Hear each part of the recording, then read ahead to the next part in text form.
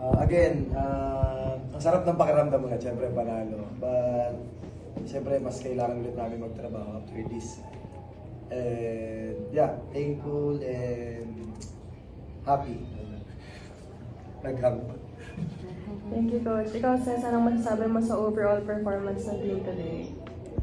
I think yung performance namin, we give our best today, and yun nga, nakaka-proud sa mga teammates ko kasi kahit sino naman yung ipasok mo talagang nagko-contribute din, nagpe-perform. So happy lang na naka-straight set kami today. Thank you. The floor is open for questions. And Jess, ano lang masasabi mo sa takbo ng team so far kasi good start? I think nakukuha naman namin yung tamang chemistry and gelling kasama yung mga bagong players namin, si Don and si Jov. So sana magtuloy-tuloy pa to sa kalagitnaan hanggang dulo ng conference na to.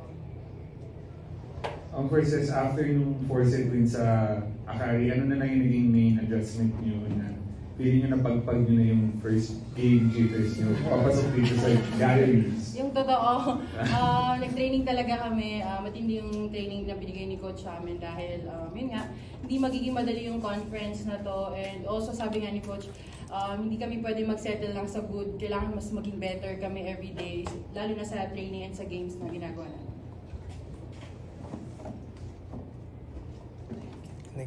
Next game, Coach and Cez. Paano lang din makakatulong tong win na to for that next game? Well, again, yung rest and recovery and rehab para sa amin napaka-importante. So, tomorrow yun muna yung first goal namin. And, yeah, paghahanda namin mabuti yung next day. Yeah, NXL. So, yun, puro aralin muna namin mabuti. But, syempre, ang main focus namin is yung team namin. Ang dami namin kailangan i-process, i-workout, and kailangan mag-tsagayin pa namin.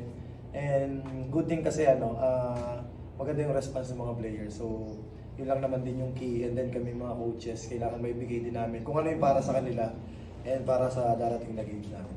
So, I think yung every game naman namin, 2 games na nalalaro namin. So experience yun, and lahat ng na-gain namin doon, pwede namin dalhin sa mga susunod naming games. So yun, experience yun para sa amin, and opportunity pa para makapag-perform na maganda sa mga susunod na games. Coach and Cez, meron ba kayong bagay na parang binabalik-balikan nyo para patuloy kayo makapag-perform at the highest level? Actually, yung basic naman, normal naman na nandyan. But, sabi ko nga sa kanila, pag training, siguro more on mastery na lang kami doon sa gagawin. Kasi syempre, skills-wise, I think, pare-parehas lang naman yung mga teams. So, depende na lang kung paano namin to nadalhin or ibibigay every training and especially every game. Kasi syempre, pag game, no more corrections na. So, more on kailangan, high level talaga, yung mindset, yung performance, and yung character din ng team, not only as an individual, but as a team talaga.